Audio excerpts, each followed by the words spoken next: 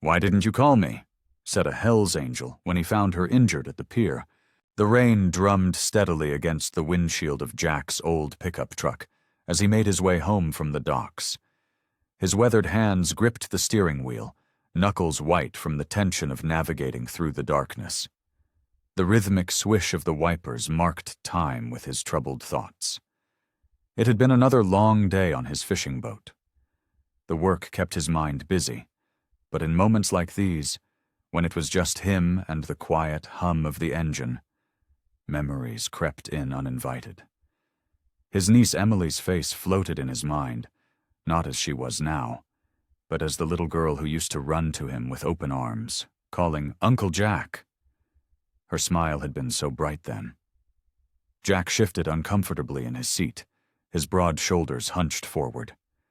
The tattoos on his arms, visible beneath his rolled-up sleeves, told stories of his wilder days with the Hell's Angels. But those weren't the memories that haunted him most. It was the ones of Emily, and how he'd failed her when she needed him most. Before you continue listening, please let me know where in the world are you watching from today. Now back to the story. "Should have been there," he muttered to himself, his deep voice barely audible over the rain. After her parents' accident, he'd done what he always did. He ran. Threw himself into his work on the water, convinced himself she was better off without an ex-biker uncle who couldn't even keep his own life straight. The streetlights cast weak circles of yellow light on the wet pavement. Jack's truck crawled past the empty storefronts near the pier, their windows dark and reflecting the rain. His own reflection stared back at him from the rearview mirror, a face lined with years of hard living and regret. He remembered the last time he'd seen Emily. It was at the funeral. She'd stood there, barely 16, looking so small and lost in her black dress. He'd wanted to reach out, to say something. Anything. Instead, he'd walked away, carrying the weight of his guilt like an anchor. The wipers squeaked across the windshield, fighting against the downpour. Jack leaned forward, squinting through the glass. Something wasn't right. There, at the edge of his headlight's reach, he caught a glimpse of something, or someone, lying on the street near the pier. His heart jumped into his throat. He hit the brakes, the truck sliding slightly on the wet asphalt. As he drew closer, the shape became clearer, a person sprawled motionless on the ground.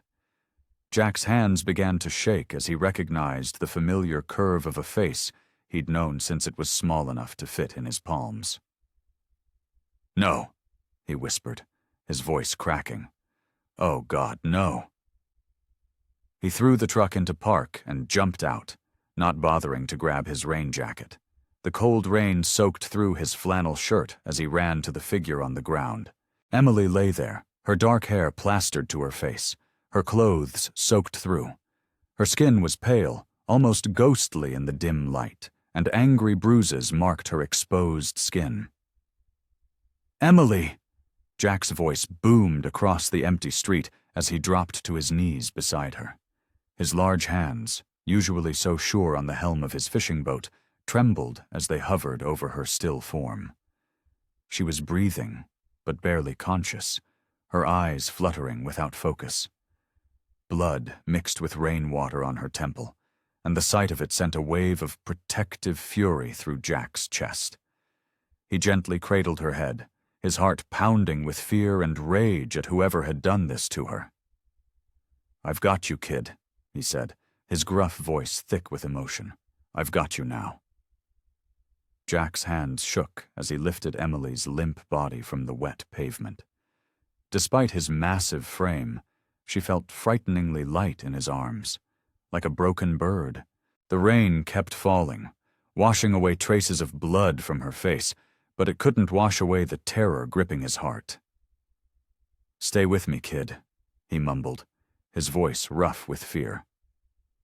Water dripped from his graying beard as he carefully made his way back to his truck. Each step was measured, deliberate, afraid that one wrong move might hurt her more. The truck's cab felt too small for his bulk as he maneuvered Emily onto the passenger seat. He grabbed an old blanket from behind the seat and tucked it around her, his calloused hands moving with unexpected gentleness. Her head lolled against the window, and a small moan escaped her lips. Jack's stomach churned with a familiar feeling, the same guilt that had eaten at him for years.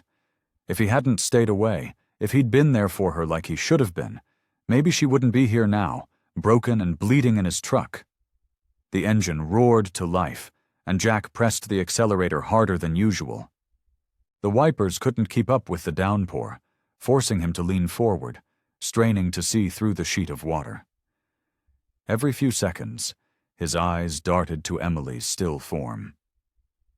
"Should have been there," he muttered, his knuckles white on the steering wheel. "Should have checked on you." The words tasted bitter in his mouth. Years of regret pressed down on his chest, making it hard to breathe. The hospital's emergency entrance glowed like a beacon through the rain. Jack pulled up with a screech of tires, ignoring the security guard who started to approach. He was out of the truck in seconds, rushing around to Emily's side. "Need help here?" His voice boomed across the covered entrance as he carefully lifted Emily from the seat. The blanket fell away, revealing fresh bruises forming on her pale skin. Medical staff rushed out with a gurney, their faces serious as they took in Emily's condition. "What happened?" a doctor asked, helping Jack lay Emily on the gurney. Her small frame looked even more fragile against the stark white sheets. "Found her by the pier," Jack said, his voice thick. "She's my niece, Emily Harlan." He watched helplessly as they started wheeling her away, rattling off medical terms he didn't understand. His clothes were soaked through, but he barely noticed the cold. The waiting room felt like a prison cell. Jack paced, his heavy boots leaving wet tracks on the linoleum floor. Other patients and families gave him a wide berth. Maybe it was his size, or the dark tattoos visible through his wet shirt, or maybe it was the storm of emotions clearly brewing behind his eyes. After what felt like hours, a doctor approached him. Jack straightened up, his heart hammering against his ribs. "Mr. Harlan." The doctor's face was tired but not grim. "Your niece is stable. She has a serious concussion, 3 broken ribs, and various contusions, but she's going to pull through." The relief that flooded through Jack made his knees weak. He sank into a nearby chair, which creaked under his weight. "She's going to be okay?" "Yes, though her recovery will take time. She's very lucky you found her when you did." Lucky. The word echoed in Jack's mind. If he'd been there for her before, maybe luck wouldn't have needed to play a part. The guilt settled deeper, even as relief washed over him. Emily was alive. She would survive. And this time, he wouldn't walk away. The steady beep of monitors filled the sterile hospital room. Emily's eyelids fluttered, then slowly opened. The harsh fluorescent lights made her wince, and she tried to lift her hand to shield her eyes. But everything hurt. A soft groan escaped her lips. "Easy there, kid." A familiar gravelly voice came from beside her. Emily turned her head slightly, fighting through waves of dizziness. Through blurry vision, she made out the massive form of her Uncle Jack. He looked out of place in the small plastic chair, his broad shoulders hunched forward, weathered hands clasped around hers. His usual fisherman's jacket was still damp from the rain. "Uncle Jack?" Her voice came out as a whisper, her throat dry and scratchy. Confusion clouded her mind as she tried to piece together how she'd ended up here. The last thing she remembered was the rain, the headlights. And then, nothing. "Yeah, it's me." Jack's voice was gentler than she remembered, almost tender. It didn't match the rough exterior of tattoos and battle-worn skin. "How are you feeling?" Emily tried to sit up, but immediately regretted it. Pain shot through her ribs, making her gasp. Jack's hand was instantly on her shoulder, carefully easing her back down. "Don't try to move just yet. Doc says you've got some broken ribs." His blue eyes, so much like her mother's, were filled with concern. "You took quite a beating out there." Memories started filtering back, fragments of the night, like pieces of a broken mirror. The bar, the drinking, the fear, someone following her, the crash. Emily's heart rate picked up, making the monitors beep faster. There was someone." She struggled to put the pieces together, her head throbbing with each attempt at clear thought. "Shh, we'll figure it all out later." Jack adjusted the thin hospital blanket around her shoulders. His movements were awkward, unsure, like he wasn't used to showing this kind of care. "Right now, you just need to rest." Emily studied his face, the deep lines around his eyes, the gray threading through his beard, the worry etched into his features. He looked older than she remembered from the last time she'd seen him, at her parents' funeral. 5 years. 5 years of birthdays, holidays, and hard days when she'd needed family, but had no one to turn to. The silence stretched between them, heavy with unspoken words and missed opportunities. Jack shifted uncomfortably in his chair, his eyes darting between Emily and the window where rain still streaked down the glass. Emily felt tears welling up in her eyes. All the loneliness, all the anger she'd bottled up over the years, threatened to spill over. She turned her face away, trying to hide it, but a small sob escaped. "Hey now," Jack said softly, his large hand squeezing hers gently. "You're safe now. I'm here." Those words, meant to comfort, only made the pain in her heart sharper. Emily turned back to face him, tears now flowing freely down her cheeks. "Why didn't you call me, Uncle Jack?" The question hung in the air like a physical thing. Jack's face crumpled, the tough exterior falling away to reveal raw pain underneath. He opened his mouth to speak, then closed it again, the weight of 5 years of absence crushing any words he might have found. Emily shifted in the hospital bed, wincing as pain shot through her ribs. The fog in her mind was starting to clear, replaced by fragments of memory from the night before. Her hands trembled as she gripped the thin blanket. "There's something I need to tell you," she said, her voice stronger now. Jack leaned forward in his chair, his weathered face full of concern. "I was at the harbor bar." Emily closed her eyes, trying to piece together the scattered images. "Derek and I had a fight, a bad one." Jack's jaw tightened at the mention of Derek's name. He'd never met Emily's boyfriend, but the few things he'd heard about him over the years had set off warning bells.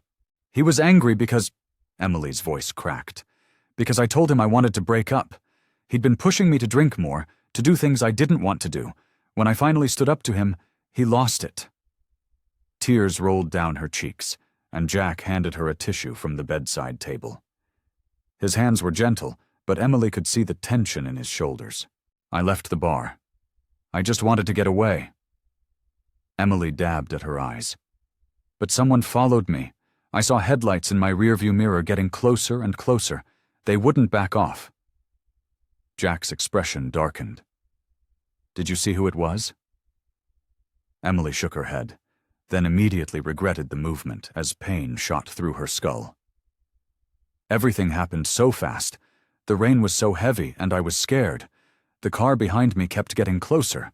Then—" She pressed her hands to her face, trying to hold back a sob. "I think they hit me.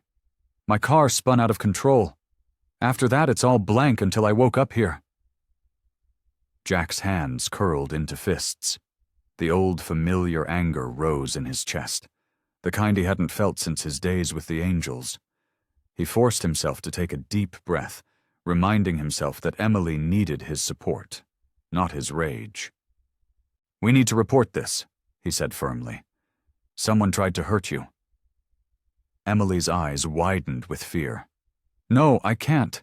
What if it was just my imagination? I'd been drinking and maybe—" "Emily?" Jack's voice was gentle but firm. "I saw where they found you. That wasn't just a drunk driving accident. Something's not right about this whole situation." She looked down at her hands, twisting the hospital bracelet around her wrist. "Who would believe me? I was drinking, I was emotional, and my memory's all fuzzy. They'll just say I crashed because I was drunk." "I believe you," Jack said, his blue eyes meeting hers. "And we're going to figure this out together." Emily's lower lip trembled. "I'm scared, Uncle Jack. What if they come back?" Jack reached out and took her hand, his large, calloused fingers engulfing her smaller ones. "Listen to me. You don't have to be scared anymore. I know I wasn't there before, but I'm here now. We'll get to the bottom of this." "But what if—" "No what ifs," Jack interrupted. "You just focus on getting better. Let me handle the rest." Emily studied his face, seeing the determination there, the protective instinct that had always been part of who he was. For the first time since waking up in the hospital, she felt a small spark of hope. "Okay," she whispered. "Together." Jack stood outside Derek's apartment building, a modest 2-story complex on the edge of town. His weathered hands clenched and unclenched as he climbed the stairs to apartment 2B. The hallway smelled of stale cigarettes and cheap air freshener. He knocked on the door, 3 sharp raps that echoed in the narrow corridor. After a moment, the door opened, revealing a well-dressed young man with carefully styled hair and an artificial smile. "Can I help you?" Derek asked, his eyes narrowing as he took in Jack's imposing figure. "I'm Emily's uncle." Jack's voice was low and controlled. "We need to talk." Derek's smile faltered for just a second before returning, wider and faker than before. "Of course, come in." He stepped aside, gesturing to a small living room furnished with second-hand furniture. Jack remained standing, his bulk making the room feel even smaller. "Emily told me about your fight at the bar." "Fight?" Derek's eyebrows rose. "I wouldn't call it a fight. We had a disagreement, that's all. You know how emotional she can get." Jack's jaw tightened. "She said you were pushing her to drink more than she wanted to." "That's ridiculous." Derek crossed his arms, leaning against the wall. "Emily's a grown woman. She makes her own choices. If anything, I try to look out for her." "Looking out for her?" Jack took a step forward. "Is that what you call manipulating her? Making her feel worthless unless she does what you want?" Derek's confident facade cracked slightly. "I don't know what she's been telling you, but she's not exactly stable. She drinks too much, makes scenes in public. I'm the only one who's been there for her." "Because you isolated her from everyone else," Jack growled. "Where were you after the accident? Did you follow her?" "Follow her?" Derek laughed, but there was an edge to it. "She stormed out of the bar. I stayed and finished my drink. Whatever happened after that is on her." Jack studied Derek's face carefully. The younger man met his gaze, but there was something in his eyes. Not guilt exactly, but knowledge. He knew more than he was saying. "If I find out you had anything to do with hurting her," Jack started. "Are you threatening me?" Derek's voice rose. "I could call the police right now. You're the one who abandoned her, remember? Where were you when she really needed someone?" The words hit their mark, but Jack didn't flinch. "I'm here now, and I'm watching you." "Get out of my apartment," Derek snapped, his cool demeanor finally cracking. "Emily's problems aren't my fault. Maybe if you'd been around, she wouldn't be such a mess." Jack took another step forward, causing Derek to press himself against the wall. "One last thing," Jack said quietly. Stay away from her. If you try to contact her, if you come anywhere near her, you'll wish you'd never met the Harlans." He turned and walked out, leaving Derek standing in his shabby apartment. In the hallway, Jack paused, his instincts screaming that something wasn't right. Derek had been defensive, yes, but not in the way Jack had expected. There was something else going on, something bigger than a toxic boyfriend and a bad breakup. As he walked back to his truck, Jack's determination grew stronger. Emily needed protection, not just from Derek, but from whatever shadow was lurking behind this whole mess. And this time, he wouldn't fail her. The afternoon sun filtered through the hospital window, casting long shadows across Emily's bed. Jack sat in the worn vinyl chair beside her, his large frame making it seem impossibly small. The steady beep of monitors filled the silence between them. Emily looked pale against the white sheets, her dark hair tangled around her face. She hadn't said much since their earlier conversation about Derek, and Jack could see the weight of unspoken words in her eyes. "Your mom," Jack started, his voice rough with emotion. "She used to braid your hair every morning before school." He smiled at the memory. "You'd sit on the kitchen counter, swinging your legs while she worked her magic. Said you had to look perfect for first grade." Emily's fingers reached up to touch her hair, and a ghost of a smile crossed her face. "I remember that. She'd sing while she did it." "That's right." Jack leaned forward, resting his elbows on his knees. "She had a beautiful voice, your mom. Sarah could light up a room just by walking into it. Like that Christmas when she made everyone wear those awful sweaters?" Emily's voice was soft, but there was warmth in it. "Dad complained the whole time, but he wore his anyway. Because he could never say no to her." Jack chuckled, then grew serious. "Your dad was a good man. Emily, the best brother-in-law I could have asked for. He loved you more than anything in this world." Emily's eyes filled with tears. "The night of their accident." She twisted the hospital blanket between her fingers. "I was supposed to be with them. I had a sleepover at Jenny Miller's house instead." "Hey," Jack reached for her hand. "Don't do that to yourself. What happened wasn't your fault." "I know." She wiped at her eyes. "But sometimes I think, if I'd been there, maybe things would be different. Maybe they wouldn't have been on that road at that time. Or maybe you would have been gone too." Jack's voice cracked. "And that would have broken all of us completely." Silence fell between them again, heavy with shared grief. Emily stared out the window, her face reflecting years of bottled-up pain. "After they died," she said finally, "everything felt wrong. Like the world kept moving, but I was stuck in that moment. And then you disappeared too." Jack's guilt twisted in his chest. I thought giving you space was the right thing to do. I was wrong, Emily. So wrong. I started drinking to make it stop hurting." Her words came out in a rush now. "At first, it was just at parties. Then it was whenever I felt lonely. Derek, he made me feel like it was okay to be mess up, like I didn't have to try to be better." Tears rolled down her cheeks. "I don't even know who I am anymore, Uncle Jack. I keep making these stupid choices, putting myself in dangerous situations. It's like I'm trying to punish myself for surviving." Jack held her hand tighter, feeling the tremors that ran through her body. His niece, so strong and yet so broken, finally letting down the walls she'd built around her heart.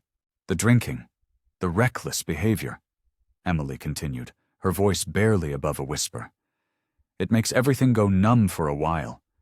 But when I wake up, it's all still there. The pain, the emptiness, missing them so much it physically hurts." Jack watched Emily as she drifted off to sleep, exhausted from their emotional conversation. The machines beeped steadily in the quiet room, and his mind wandered to darker places. to all the moments he should have been there, but wasn't. The memory of the phone call about Sarah and Tom's accident still haunted him. He'd been out on his fishing boat when the Coast Guard radioed him. By the time he made it to shore, it was too late. They were gone, and Emily was alone, crying in a police station while neighbors tried to comfort her. He rubbed his weathered hands over his face, feeling every year of his age. Back then, he'd told himself Emily would be better off without him around. What could an ex-biker with a troubled past offer a grieving teenage girl?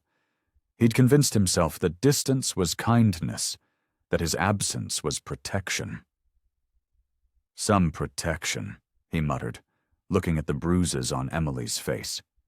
His massive frame shifted uncomfortably in the small chair. The guilt sat heavy in his chest, like an anchor dragging him down into the depths of his regret. He remembered Sarah's words the last time he'd seen her, just a week before the accident. "Your family, Jack," she'd said, squeezing his arm. "Emily needs her uncle in her life." He'd nodded, made promises he didn't keep, and then vanished into his own world of fishing boats and solitude when tragedy struck. The nurses moved quietly past the door, their soft-soled shoes squeaking on the linoleum. Jack stood and walked to the window, his reflection ghostly in the glass. He barely recognized himself sometimes. The former Hell's Angel who'd traded his motorcycle for a fishing boat, who'd run from responsibility instead of facing it. Emily stirred in her sleep, mumbling something incoherent. She looked so young, so vulnerable, just like Sarah had at that age. The thought of his sister sent another wave of shame through him. He'd failed her too, by abandoning her only daughter. His fists clenched at his sides. He thought about Emily's drinking, her reckless behavior, the dangerous people she'd surrounded herself with. All of it stemmed from pain. Pain he could have helped her handle if he hadn't been such a coward. A nurse entered to check Emily's vitals, offering Jack a kind smile. He nodded in return, watching as she adjusted the IV drip. When they were alone again, he returned to Emily's bedside, taking her small hand in his calloused one. "I've been running my whole life," he whispered to her sleeping form. "From the angels, from responsibility, from family. But I'm done running now, kid." The weight of his decision settled over him like a warm blanket. It felt right, like finally steering into calm waters after a storm. He wouldn't let Emily destroy herself like he nearly had in his younger years. She deserved better than that. Better than what he'd given her so far. Looking at her peaceful face, Jack made a silent promise. He would be the uncle she needed, the family she deserved. No more hiding behind his fishing boat, no more avoiding difficult conversations, no more letting her face her demons alone. He squeezed her hand gently, careful not to wake her. Whatever had really happened the night of her accident, whoever was responsible, they would face it together. And this time, he wouldn't back down, wouldn't walk away when things got tough. Jack sat in his truck outside Emily's small apartment, gathering his courage. The spare key she'd given him felt heavy in his pocket. He knew searching through her private life wasn't right, but his worry outweighed his guilt. Taking a deep breath, he climbed out of the truck and headed inside. The apartment was neat, but showed signs of a troubled life.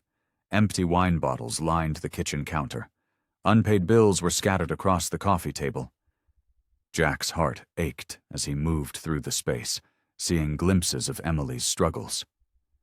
In her bedroom, he found her phone charging on the nightstand. She'd given him the passcode at the hospital, trusting him to check her messages while she recovered. His rough fingers fumbled with the small device as he opened her text conversations. What he found made his stomach turn. Dozens of messages from Derek showed a pattern of manipulation. "Come on, baby. One more drink won't hurt," read one. "You're no fun when you're sober," said another. The timestamps showed late-night exchanges, Derek pushing Emily to meet him at bars when she'd tried to stay home. "You're worthless without me," one message declared. "No one else understands you like I do." Jack's hands shook with anger. The messages grew worse as he scrolled back further. Derek had systematically isolated Emily, criticizing her other friendships, making her doubt herself. When she'd mentioned wanting to quit drinking, he'd mocked her, calling her weak. Moving to her desk, Jack found a small address book. He spent the next hour calling Emily's old friends, piecing together the past few months. The story they told was heartbreaking.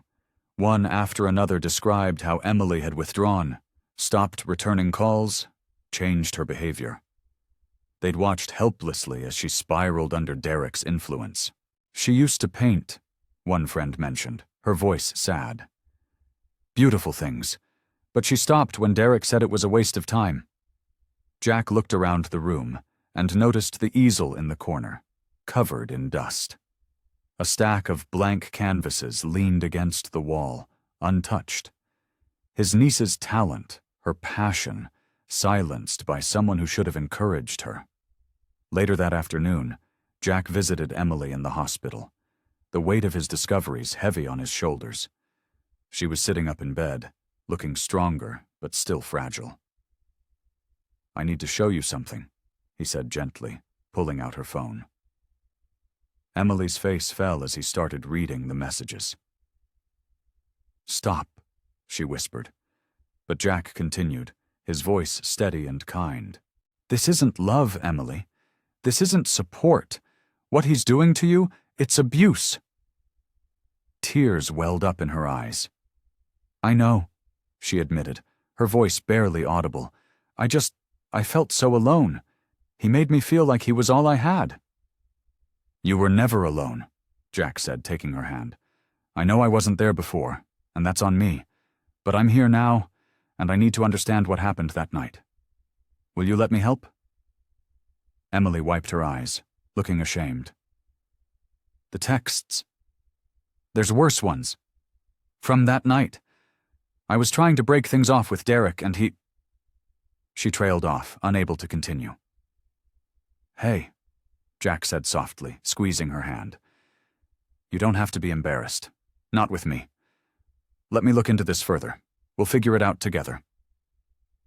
Emily hesitated, then nodded slowly. "Okay," she whispered. "Just be careful, Derek. He's not who he pretends to be." The coffee shop was quiet when Jack met Sarah. She sat nervously at a corner table, her fingers wrapped around a steaming mug. Her concerned eyes followed Jack as he pulled out a chair and settled his large frame across from her. "Thank you for meeting me," Jack said, his voice gentle despite his intimidating appearance. "Emily needs answers, and I think you might have some." Sarah nodded, tucking a strand of hair behind her ear. "I should have said something sooner." She stared into her coffee. "That night, I was walking home from my evening shift at the bookstore.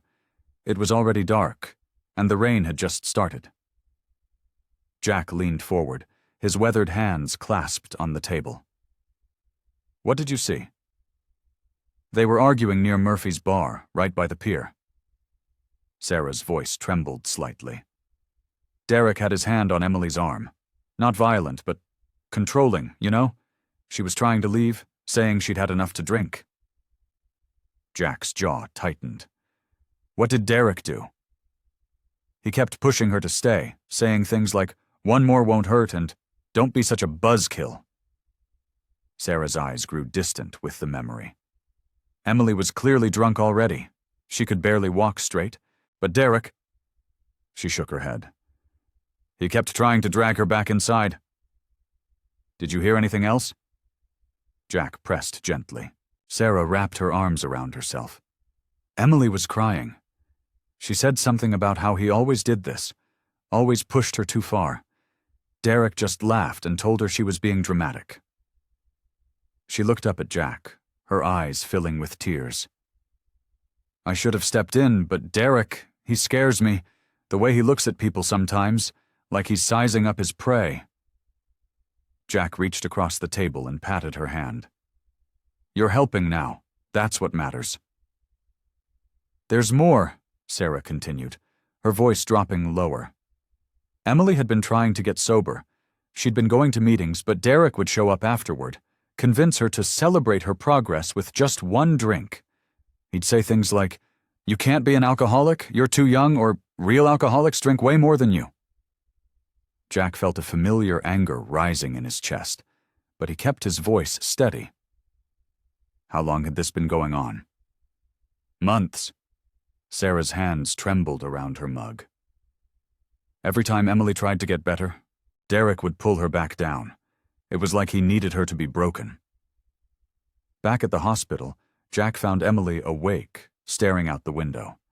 The afternoon sun cast long shadows across her face, highlighting the fading bruises. Sarah told me about that night, he said softly, settling into the chair beside her bed. Emily's fingers clutched at her blanket. I barely remember it. Everything after the bar is fuzzy. Her voice cracked. But I remember trying to leave. Derek wouldn't let me go home. Did he follow you when you left? I don't know.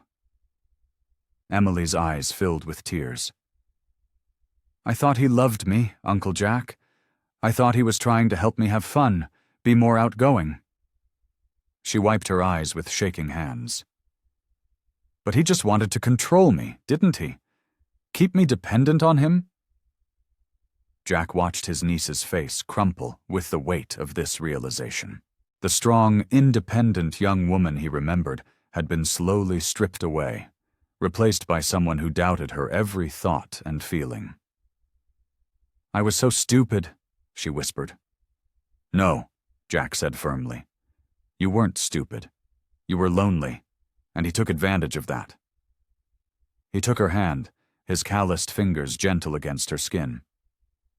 But we're going to figure out exactly what happened that night, Emily. I promise you that. Sarah fidgeted with a sugar packet, her eyes downcast as she continued sharing what she knew about Derek. The coffee shop's gentle murmur provided a stark contrast to the weight of their conversation. It wasn't just the drinking, she said, her voice barely above a whisper. Derek had this way of twisting everything Emily did or said. Jack's hands tightened around his coffee cup. What do you mean? If Emily got a good grade on a test, he'd say she probably just got lucky. If she painted something beautiful, she used to love painting, you know, he'd point out all the flaws. Sarah's voice grew stronger with indignation. He'd tell her things like, "You're lucky I put up with you," or "Nobody else would want to deal with your problems." The ceramic cup creaked under Jack's grip. He forced himself to relax his hands, remembering his promise to Emily to stay calm. Did anyone else notice this? We all did, eventually, but Derek was smart about it. Sarah tucked her hair behind her ear, a nervous gesture. In public he was charming, attentive. He'd bring her little gifts, make grand gestures, but in private... She trailed off, shaking her head. Go on, Jack encouraged, though his stomach churned with each revelation. He'd tell her she was worthless without him, that her other friends were just pretending to like her, that her family... Sarah glanced apologetically at Jack. That her family had abandoned her, so clearly she wasn't worth staying around for. Jack felt like he'd been punched in the gut. Derek had used his absence against Emily, weaponizing her pain to isolate her further. There's something else you need to know, Sarah said, her voice trembling. Something Emily made me promise not to tell anyone. She took a deep breath, squaring her shoulders. Emily's been struggling with depression. Severe depression. She started seeing a therapist secretly a few months ago, but Derek found out and convinced her it was a waste of time. The world seemed to tilt on its axis. Jack's mind raced back through every interaction he'd had with Emily since finding her that rainy night. The signs had been there. Her withdrawal, the reckless behavior, the drinking. How had he missed it? She'd text me sometimes, late at night, Sarah continued, her eyes glistening. She'd talk about feeling hopeless, worthless, about how maybe everyone would be better off without her. Sarah wiped at her eyes. I tried to convince her to get help again, to tell someone, but Derek had her convinced that admitting to depression meant she was weak. Jack's throat felt tight. He thought of Emily, alone in her pain, believing she had no one to turn to. His little niece, suffering in silence while he was out on his boat, too caught up in his own guilt to reach out. I should have seen it, he said, his voice rough. I should have known something was wrong. Sarah reached across the table, touching his arm gently. Emily got really good at hiding it. She didn't want anyone to worry about her, but... She hesitated, then pressed on. But I think she needs you now more than ever, Mr. Harlan. She needs to know she's not alone anymore. Jack nodded, unable to speak past the lump in his throat. The weight of his failure to protect Emily pressed down on him like a physical thing. But beneath the guilt, a fierce determination took root. He couldn't change the past, but he could be there for her now.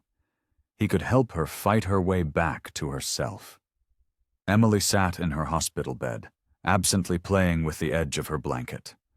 The afternoon sun cast long shadows across the sterile room, making everything feel softer, less clinical. Jack pulled his chair closer, his large frame seeming out of place among the delicate medical equipment. I miss them so much, Emily whispered, her voice cracking. Mom and Dad. Sometimes the pain hits me so hard I can barely breathe. She wrapped her arms around herself, as if trying to hold herself together. I started drinking just to make it stop hurting for a while. Jack's heart ached as he watched his niece struggle with her words. He wanted to reach out, to comfort her, but he sensed she needed to get this out. Derek. She swallowed hard. At first he seemed to understand. He'd listen when I talked about Mom and Dad. He'd bring me drinks when I was sad, tell me it was okay to forget for a while. Her fingers twisted in the blanket.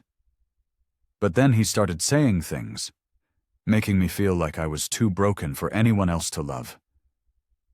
Emily. Jack's voice was gentle, encouraging her to continue. He'd tell me I was lucky he stuck around, that no one else would want to deal with my problems. Tears slid down her cheeks. And I believed him. Because why else would everyone leave? Why else would you... She stopped, biting her lip. The unfinished accusation hung heavy in the air. Jack felt the familiar surge of guilt, but he pushed it aside. This wasn't about his pain. When I tried to get help, see a therapist, Emily's voice grew smaller. Derek said I was being dramatic, that I just needed to grow up and stop wallowing. She looked up at Jack, her eyes swimming with tears. I started to think maybe he was right. Maybe I deserved to feel this way. Jack couldn't stay still any longer. He moved to sit on the edge of her bed, careful not to jostle her injuries. Listen to me, kid. Nothing about what he did was right. Nothing about what you're feeling is wrong. He took her hand, his weathered fingers gentle around hers. Grief isn't something you just get over, and asking for help isn't weak. It's one of the bravest things you can do. Emily's shoulders shook as she started to cry in earnest. I'm so tired, Uncle Jack. Tired of pretending I'm okay. Tired of feeling lost all the time. Then stop pretending, Jack said firmly. You don't have to carry this alone anymore. He squeezed her hand. I know I wasn't there before, and I'll regret that for the rest of my life. But I'm here now, and I'm not going anywhere. What if I push you away? She asked, vulnerability raw in her voice. What if I mess up again? Not gonna happen, Jack said, his voice gruff with emotion. You can push all you want, kid. I'm not budging. We're going to face this together, the grief, the healing, all of it, whatever it takes.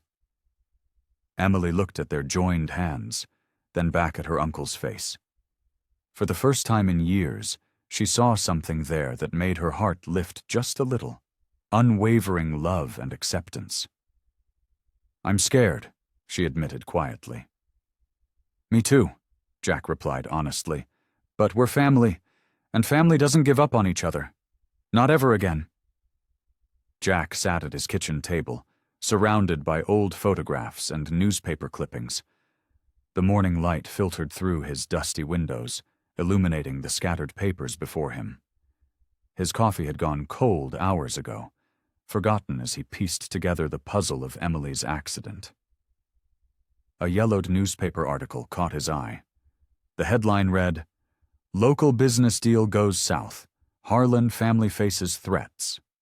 Jack remembered that time, nearly 15 years ago, when Emily's mother, Sarah, had been involved in a messy property dispute. His sister had always been stubborn, refusing to sell their family's waterfront property to developers. He picked up his phone and dialed an old friend from his Hells Angels days, who now worked as a private investigator. "Mickey? Yeah, it's Jack. Need you to look into something for me." He detailed the accident, describing the mysterious circumstances. "Emily mentioned being followed that night. I need to know if anyone's been watching her." Mickey's response made Jack's blood run cold. "You're kidding me," he muttered, scribbling notes on a pad. "Marcus Reynolds is out? When did this happen?" Jack's hand tightened around the pen as Mickey filled him in. Marcus Reynolds, the developer who had threatened Sarah years ago, had recently been released from prison after serving time for fraud. The timing lined up perfectly with Emily's accident.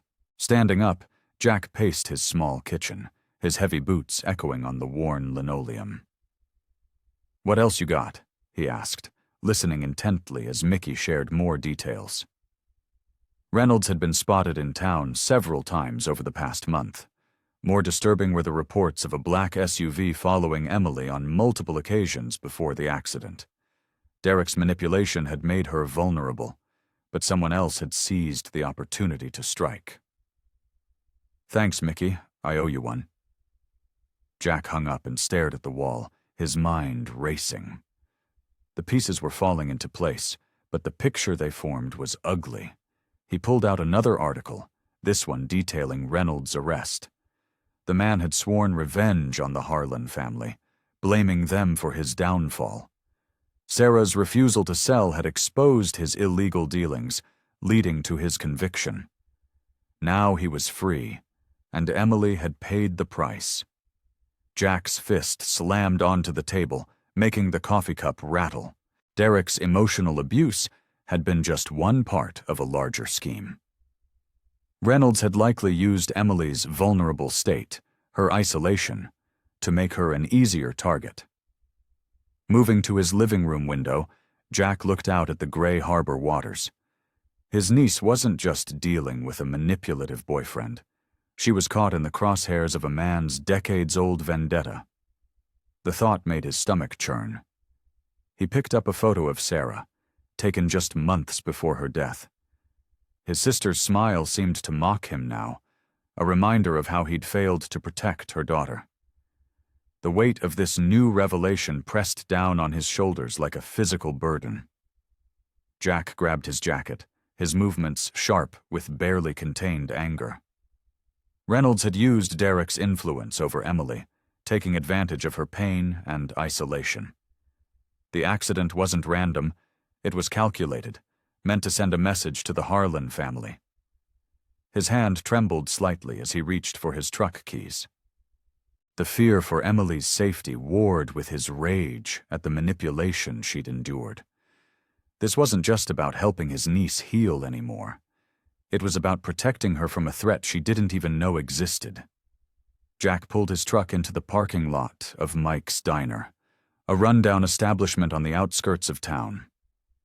Through the grimy windows, he could see Bernie Walsh sitting in his usual booth, nursing a cup of coffee. Bernie had been the family's lawyer back when Sarah was alive, handling all their business dealings. The bell above the door jingled as Jack entered. The smell of burnt coffee and greasy food filled his nostrils. A few early morning customers looked up briefly before returning to their meals. "Bernie," Jack said, sliding into the booth across from the older man. Bernie Walsh looked up, his weathered face creasing into a cautious smile. "Jack Harlan. Been a long time." He pushed aside his half-eaten breakfast. "Heard about Emily. Terrible business, that accident." Jack leaned forward, lowering his voice.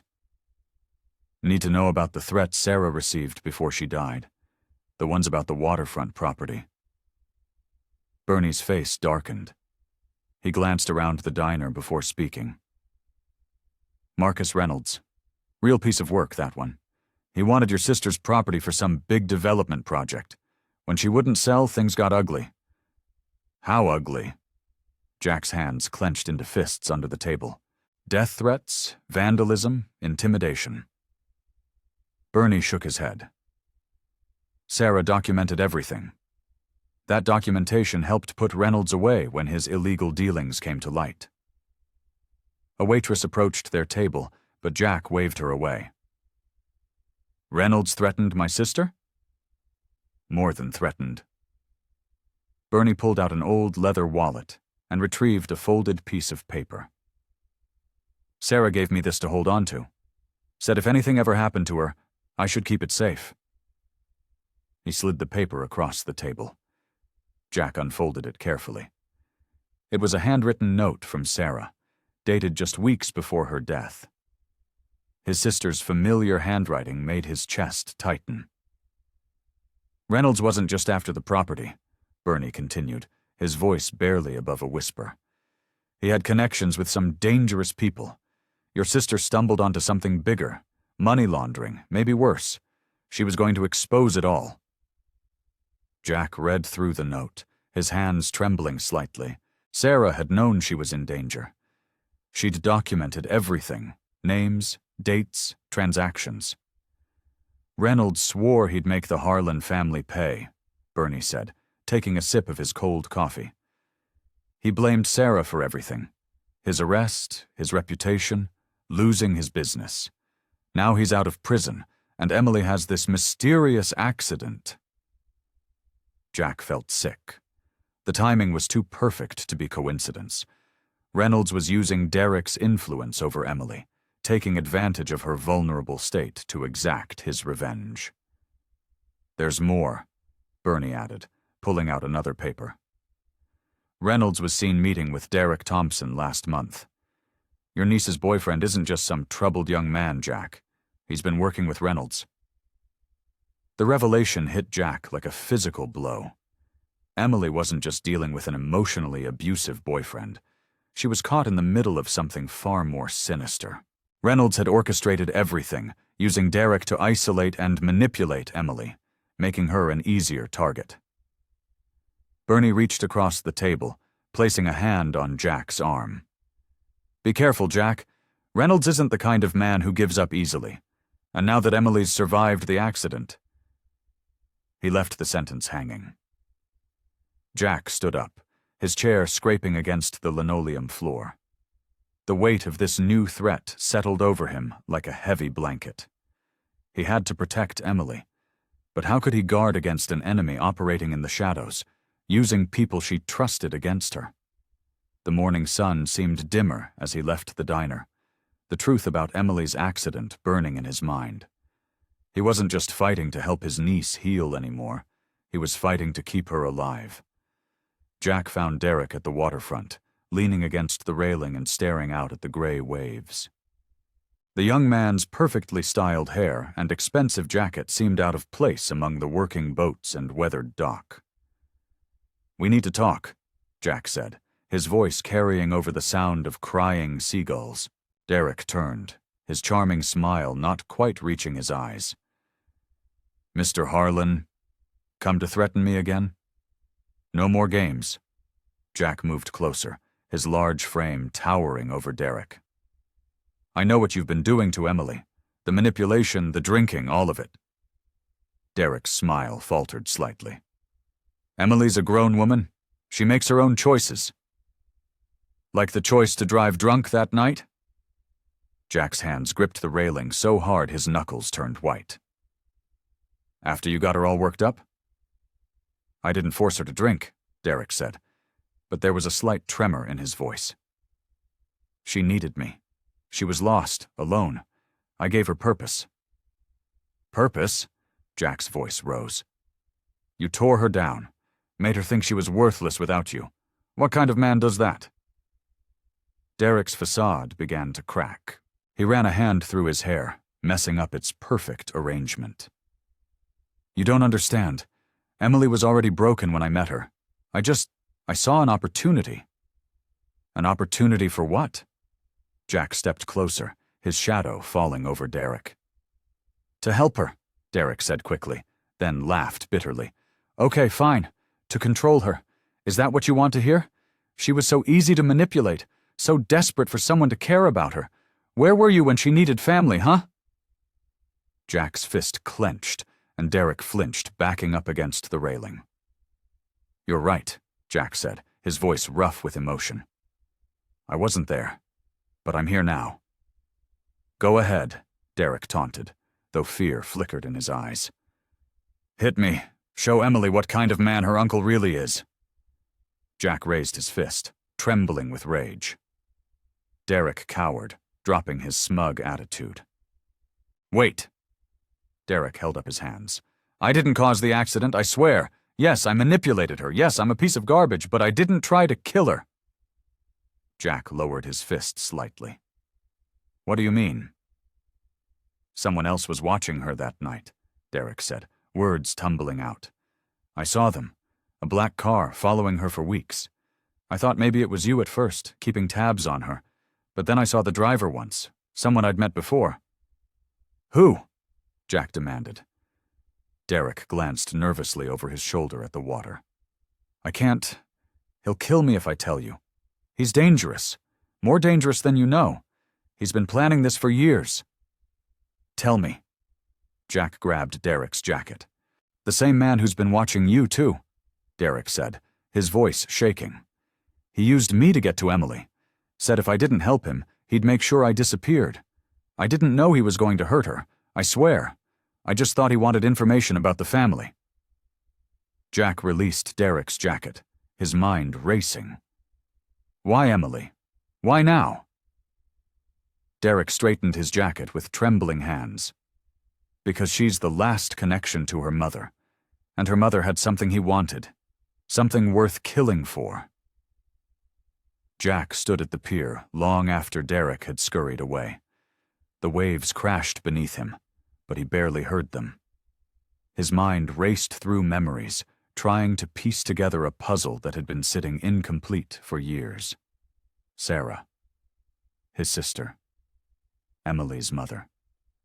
The image of her face filled his thoughts, her kind eyes, her gentle smile, the way she always stood up for what was right, even when it meant going against dangerous people.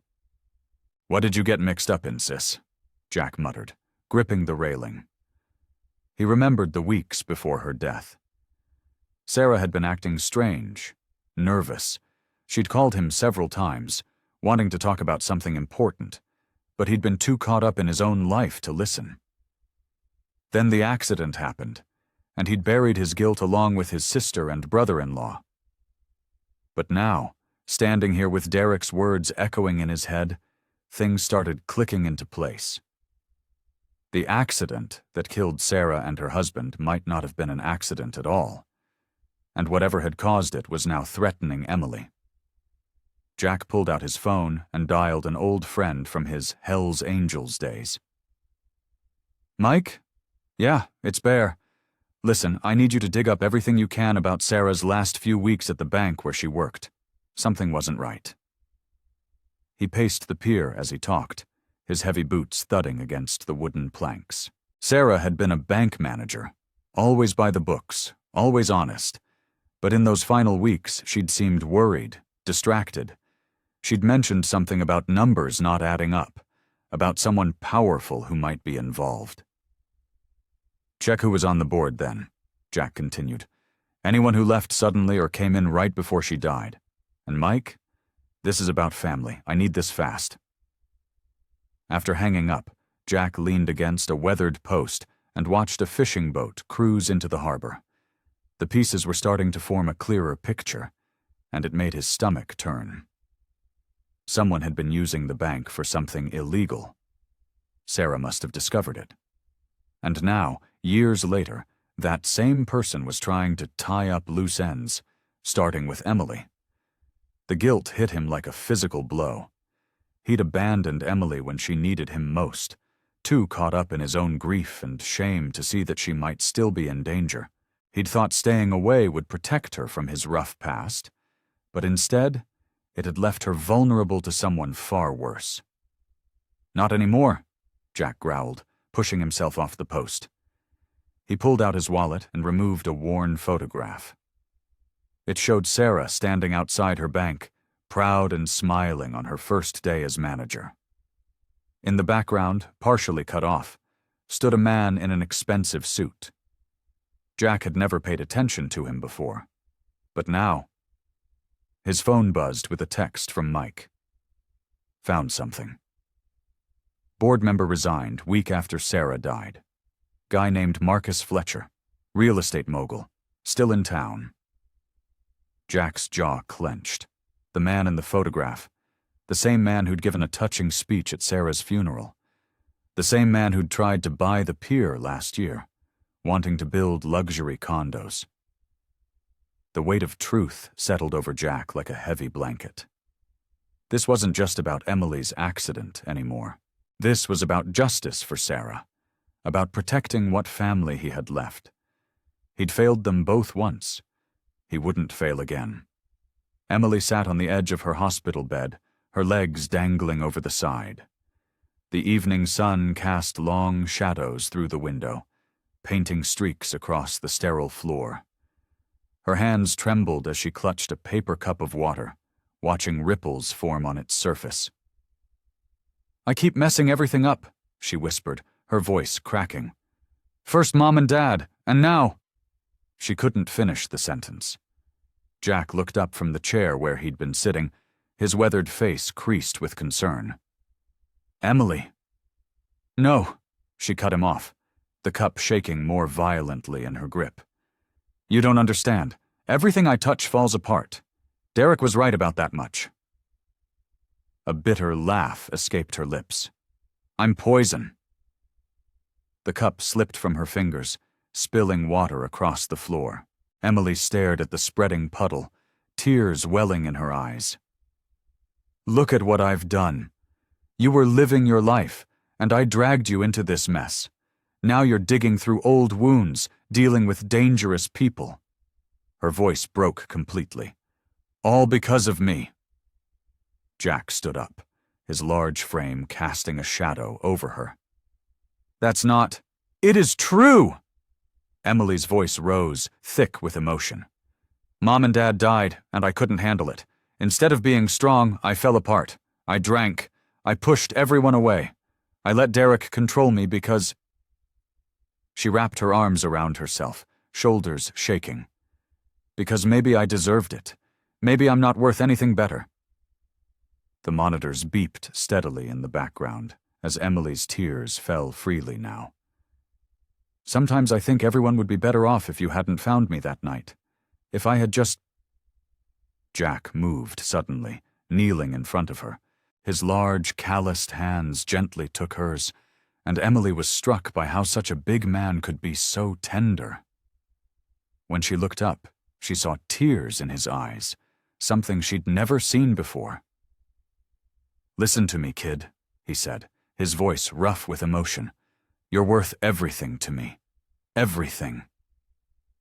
His grip tightened slightly. "I've made a lot of mistakes in my life, but the biggest one was staying away when you needed me. Not because you were a burden, but because I was a coward." Emily tried to look away, but Jack continued. "You're not poison, Emily. You're my sister's daughter. You're strong, stronger than you know, and you're not alone anymore. But all of this—" She gestured vaguely, meaning everything that had happened. Isn't your fault, Jack finished firmly. Someone hurt your mother, and now they're trying to hurt you. But they won't succeed. His voice grew fierce. Because this time, you've got me. And I don't care how broken you feel or how dark things get. We're in this together. Emily's lower lip trembled as she looked into her uncle's eyes, seeing nothing but love and determination there. The wall she'd built around her heart began to crack. I'm scared, she admitted in a small voice. Me too, Jack said, surprising her with his honesty. But being scared doesn't mean you're weak. It means you're human, and we'll fight this together no matter what comes next. Emily's hands shook as she stared at the photograph Jack had placed on her hospital bed tray. The image showed a younger version of her mother, standing next to a man with cold eyes and a twisted smile. The edges of the photo were worn, as if someone had handled it countless times over the years. His name is Marcus Wheeler, Jack said, his voice low and controlled. He worked with your mother at the bank before everything happened. Emily traced her finger over her mother's smiling face, so full of life and unaware of what the future held. I don't understand. Why would he want to hurt me? Jack pulled up his usual chair beside her bed, the plastic creaking under his weight. Your mother caught him stealing from client accounts. She was always too honest for her own good. Pride and sadness mixed in his voice. She reported him, and he lost everything, his job, his reputation, his family. But that was years ago, Emily said, her voice barely above a whisper. People like Wheeler, they don't let go of grudges. They let them fester. Jack's hands clenched into fists. Sarah confirmed it. She saw him watching you at the bar that night before the accident. He's been stalking you, waiting for the right moment. Emily's chest tightened as memories of that rainy night came flooding back. The sound of screeching tires, the feeling of being followed, the panic that had gripped her heart. He wanted me to crash, she realized, her voice trembling. He made sure I was drunk, and then he ran you off the road, Jack finished, his jaw tight with anger. Derek might have been messing with your head, but Wheeler, he wanted to finish what he started with your mother. He wanted to destroy what was left of our family. Emily pushed the photo away, unable to look at it anymore. Her heart was racing, and the beeping of her heart monitor picked up speed. What do we do now? Jack stood up, his massive frame casting a shadow across the room. I'm going to find him. Put an end to this once and for all. No. Emily reached out, grabbing his arm. Please, Uncle Jack, he's dangerous. What if something happens to you too? Tears spilled down her cheeks. I can't lose anyone else. I can't. Jack's expression softened as he looked down at his niece. The fierce protectiveness in his eyes reminded Emily of a bear guarding its cub. I've dealt with worse men than Marcus Wheeler in my time, he said quietly. Besides, I made you a promise. We're in this together, remember? But I won't let him hurt you again. Jack's voice was firm. He's been hurting our family for too long. It ends now. Emily could see the determination in her uncle's face, and it terrified her. She knew he was right. Wheeler needed to be stopped, but the thought of Jack confronting him, of possibly losing the only family she had left, made her blood run cold. She swallowed hard, trying to keep her voice steady. Just be careful, promise me. Jack squeezed her hand gently. I promise, kid. Wheeler's days of hurting our family are numbered. Emily watched as her uncle gathered his things, preparing to leave. Her heart felt like it was being squeezed in a vice. The face in the photograph seemed to mock her from where it lay discarded on the tray. The man who had taken so much from her family, and still wanted more. The abandoned warehouse near the pier loomed before them, its weathered walls dark against the evening sky. Jack's truck idled in the parking lot, the engine ticking as it cooled. Emily sat in the passenger seat, her hands clasped tightly in her lap. "You don't have to come in," Jack said softly, studying her pale face. Emily shook her head. "Yes, I do. I need to face him."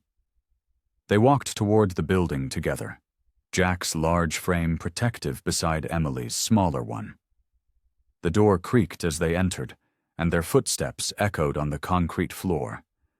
The space was dim, lit only by strips of fading sunlight through dirty windows. "Wheeler!" Jack's voice boomed through the empty space. "Show yourself!" A figure stepped out from behind a stack of old crates. Marcus Wheeler looked smaller than his photograph, but his eyes were just as cold. He held himself with the stiff posture of a man who'd lost everything but his pride. "The prodigal uncle returns," Wheeler said, his voice dripping with contempt. "And little Emily. You look so much like your mother." Emily flinched at the mention of her mother, but stood her ground.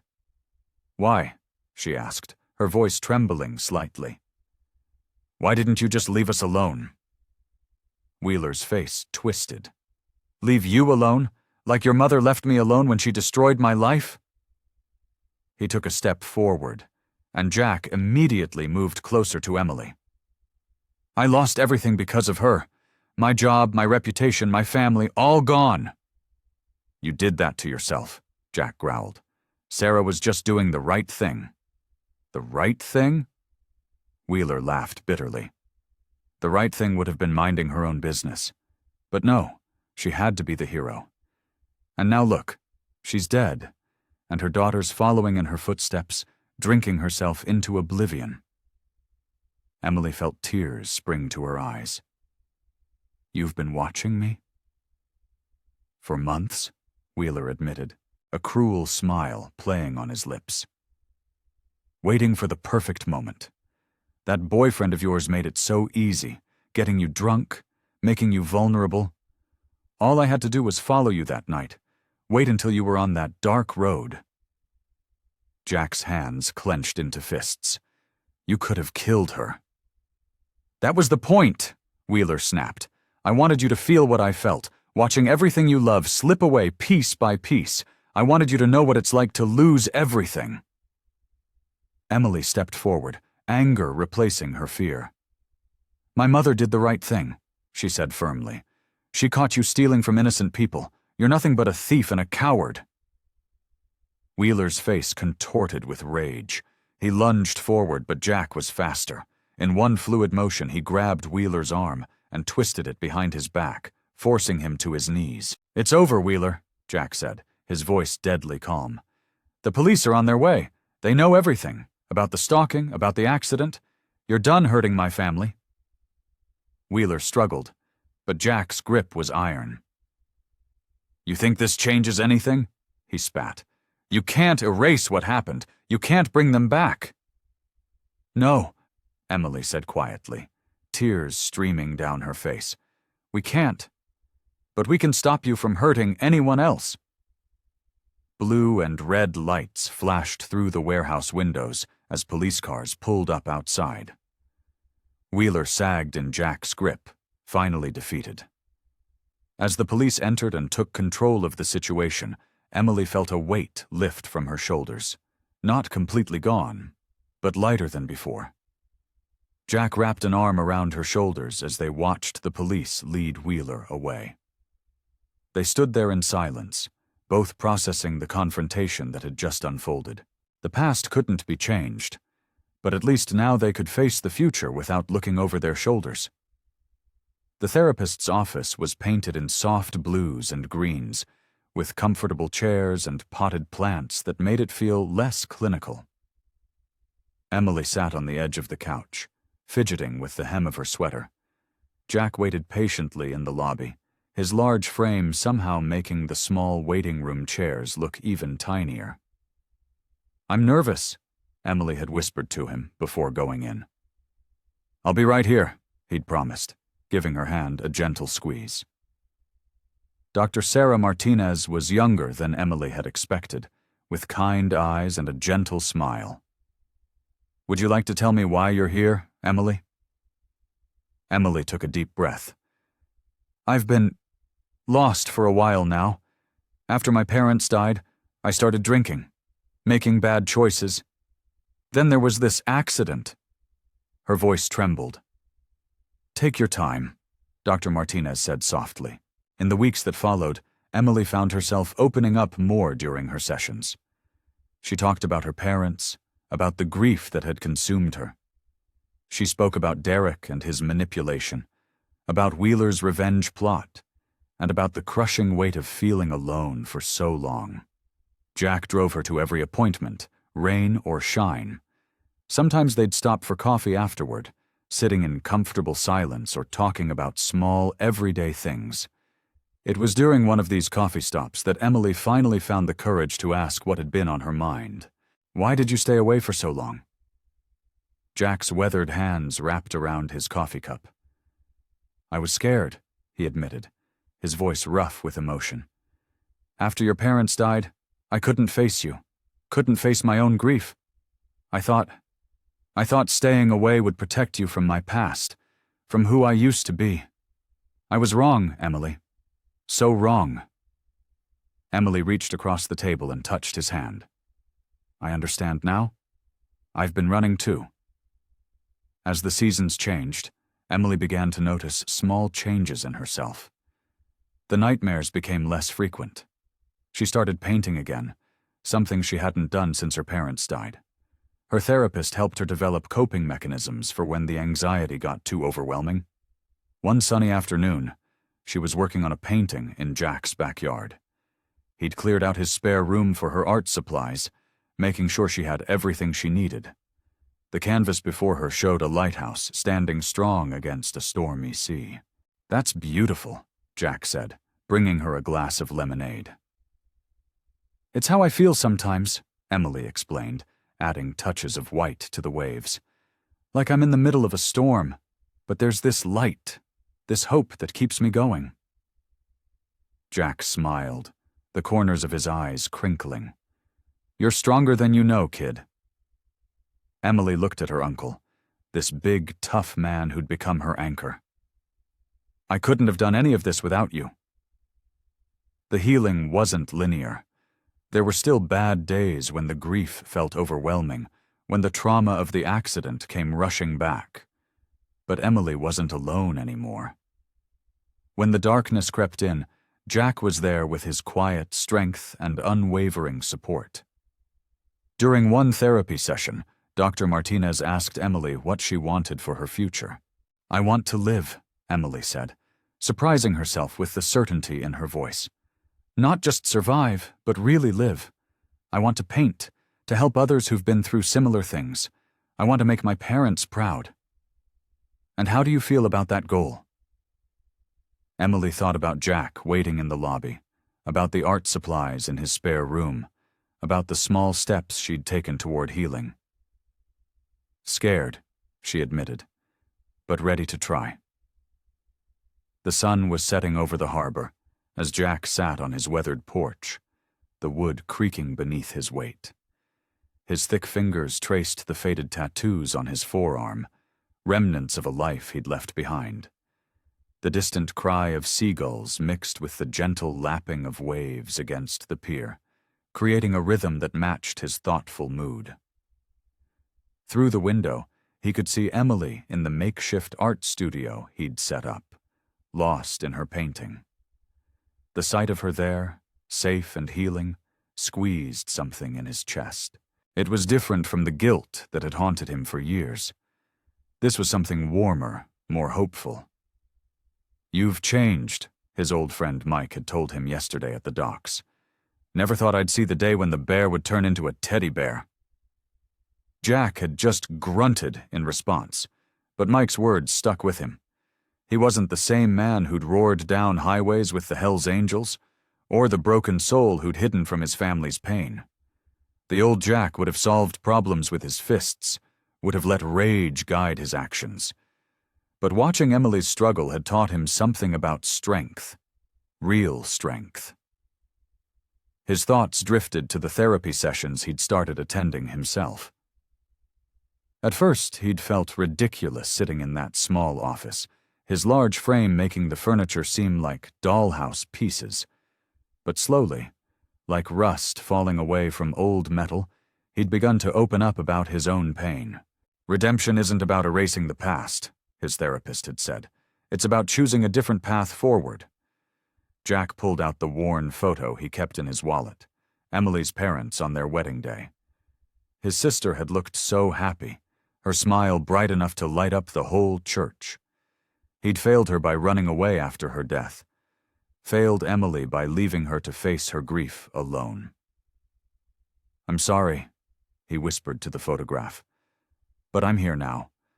I'm not running anymore." Inside, Emily had stepped back from her canvas, studying her work with a critical eye. Jack watched as she picked up another brush, her movements more confident than they'd been weeks ago. She was healing, finding her way back to herself. And somehow, that was helping him heal too. The tough guy image he'd hidden behind for so long felt like an old coat that no longer fit. Being there for Emily, watching her brave her way through therapy, facing her demons head-on, it had shown him a different kind of courage. The kind that came from vulnerability, from admitting you needed help, from letting people in. He stood up, his joints protesting slightly, and walked to the railing. The harbor stretched out before him, boats gently bobbing in the evening light. This was his world now.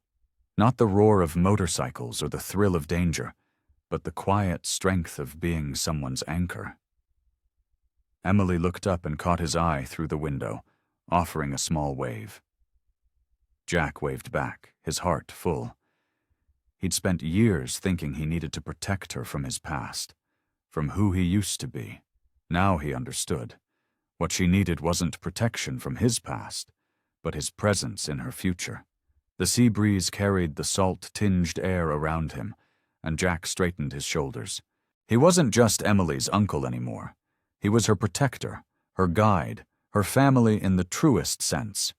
It was a role he was finally ready to embrace, not out of obligation or guilt, but out of love.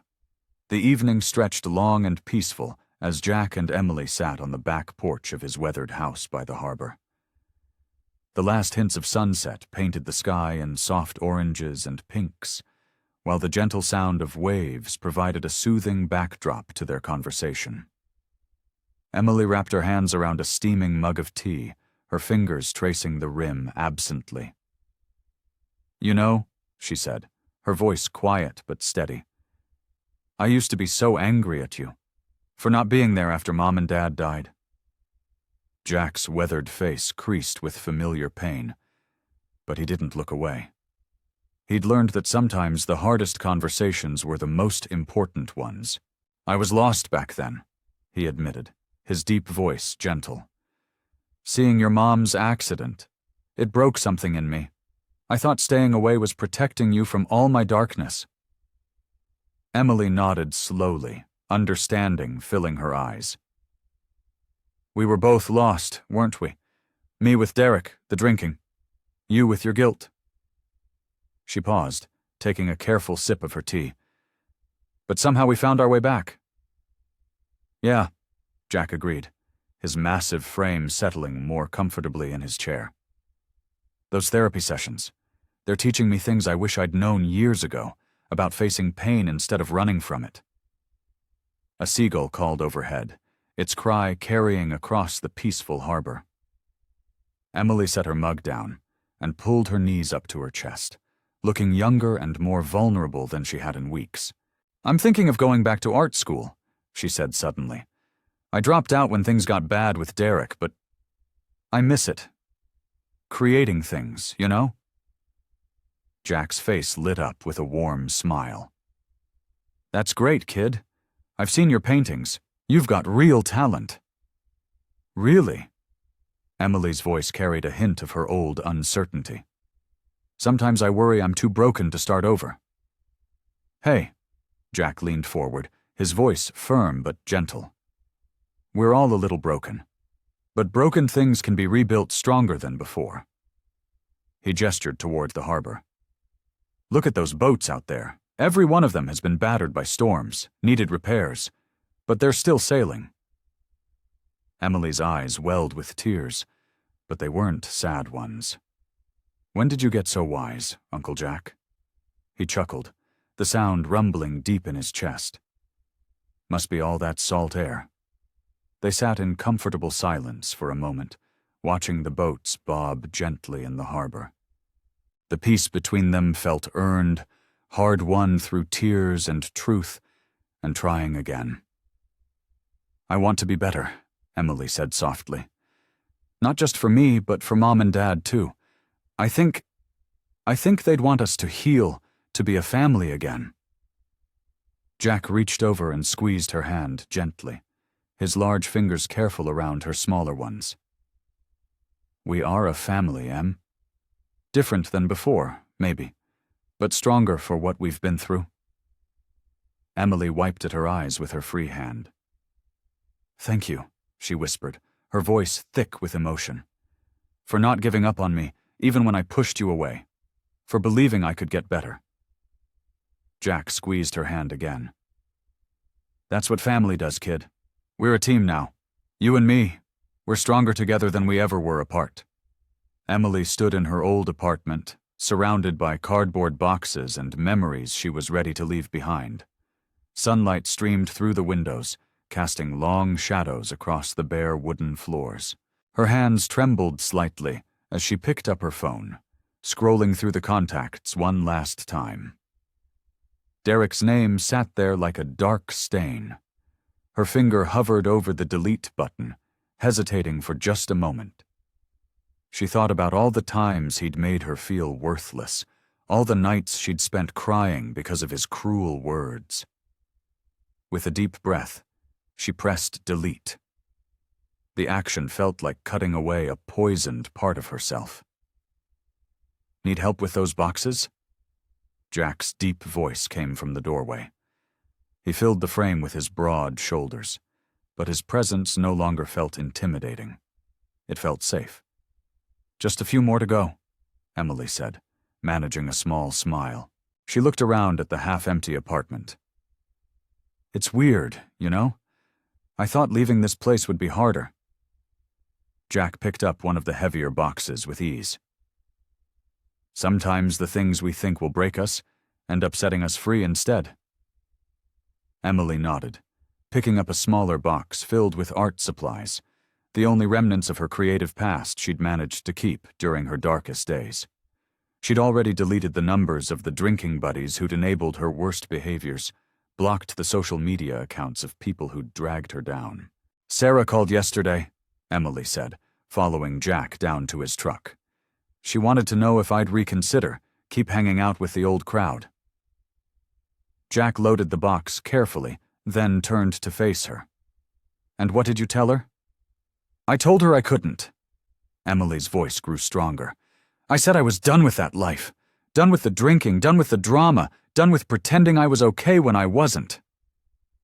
Pride flickered across Jack's weathered face. That took courage, kid. They made several more trips up and down the stairs, loading boxes into Jack's truck.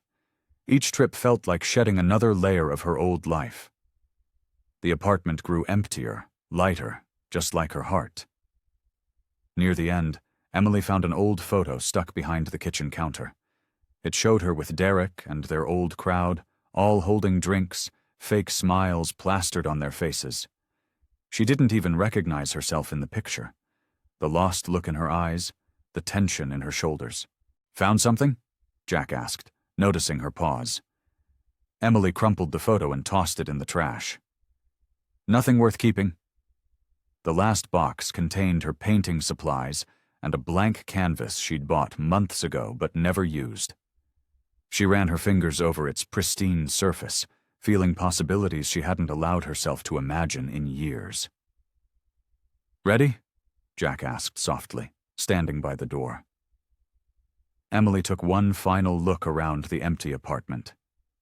This was where she'd hit rock bottom, where she'd lost herself in a haze of alcohol and toxic relationships, but it was also where Jack had found her again, where their healing had begun. Yeah, she said, her voice steady and clear. "I'm ready." They walked down to the truck together, Emily holding her canvas close. The morning sun felt warm on her face, and for the first time in years she felt truly light. Jack's solid presence beside her reminded her that she wasn't alone anymore, that she had someone who believed in her strength, even when she doubted it herself. As they loaded the final box, Emily handed her keys to the landlord, who waited by the building's entrance. Each step away from the old apartment felt like a step toward freedom, toward the person she was meant to be. The sea breeze carried the salty smell of the ocean as Jack's truck pulled up to the pier. Emily's hands tightened in her lap as she stared at the familiar wooden planks stretching out over the water.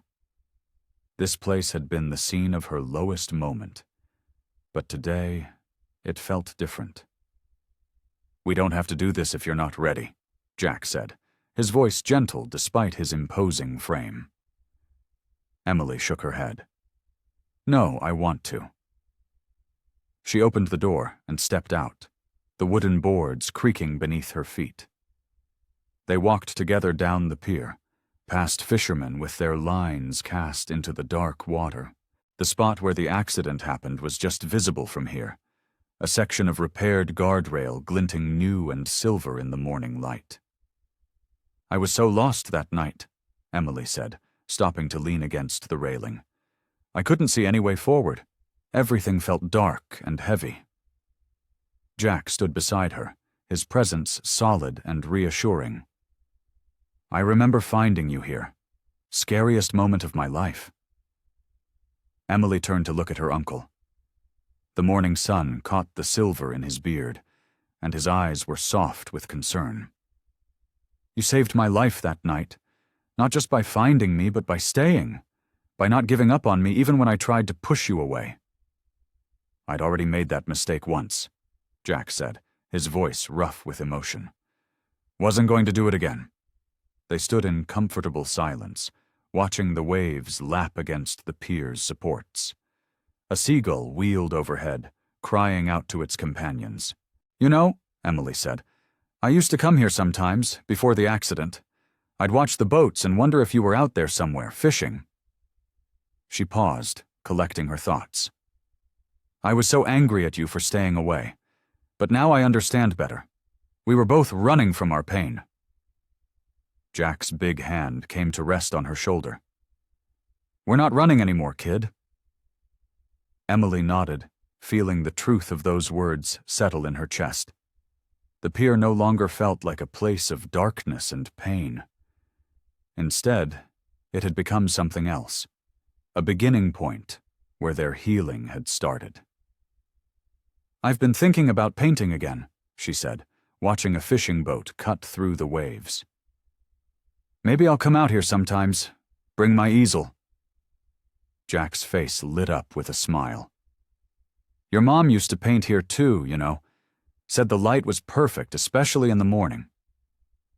Emily hadn't known that, and the connection to her mother made her heart squeeze with a bittersweet ache. But it was a good ache, the kind that reminded her she was alive, that she could feel things deeply again without needing to numb herself. A cool breeze swept across the pier, carrying the promise of rain. Emily closed her eyes, letting it wash over her face. When she opened them again, she saw Jack watching her with quiet pride. "Thank you," she said simply. "For what?" "For being here, for showing me what family really means." Emily turned to face the water again, feeling stronger than she had in years. "For helping me find myself again." Jack squeezed her shoulder gently. "That's what family does, kid. We look out for each other." They stood together at the railing, two people who had found their way back to each other through the darkness. The water stretched out before them, endless and full of possibility, while behind them, the sun painted the sky in shades of hope. Emily stood in Jack's kitchen, surrounded by the warm scent of baking cookies. Her hands moved steadily as she arranged appetizers on a platter, while Jack fumbled with a stack of paper plates nearby. The afternoon sun streamed through the windows, casting a golden glow over the weathered kitchen table. "You sure about inviting everyone?" Jack asked, his gruff voice tinged with concern. "It's not too late to keep it small." Emily smiled, adding another row of crackers to her arrangement. "I'm sure. Sarah's been amazing through all of this, and even some of my old friends from art class want to come." She paused, looking up at her uncle. "It feels right, you know? Like we're finally ready to let people in again." Jack nodded, understanding filling his eyes. The past few months had been about healing, about rebuilding their relationship piece by piece. Now, with spring in full bloom, they were ready to celebrate how far they'd come. "Besides," Emily continued, "your fishing buddies deserve to see that you actually have a life beyond those boats of yours." Jack let out a rumbling laugh. "Watch it, kid. Those boats put food on the table." The doorbell rang, and Emily's heart skipped a beat. But it wasn't the nervous flutter she used to feel. This was excitement, anticipation. Jack squeezed her shoulder as he passed, heading to answer the door. Soon, the house filled with voices and laughter. Sarah arrived with a homemade pie, giving Emily a warm hug.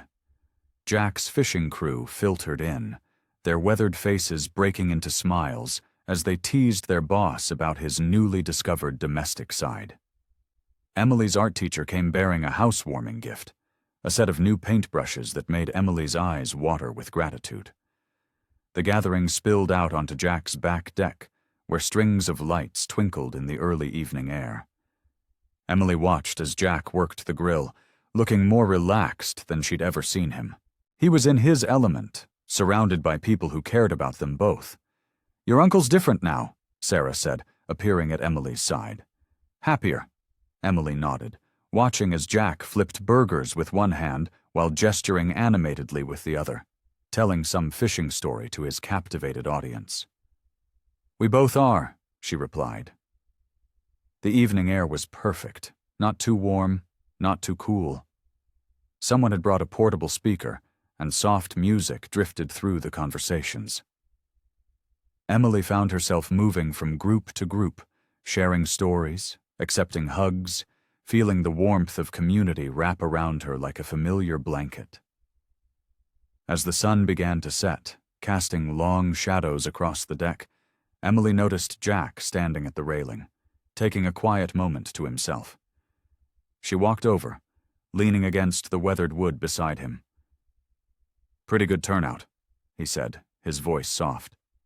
"Yeah," Emily agreed, watching the last rays of sunlight paint the sky in brilliant oranges and pinks.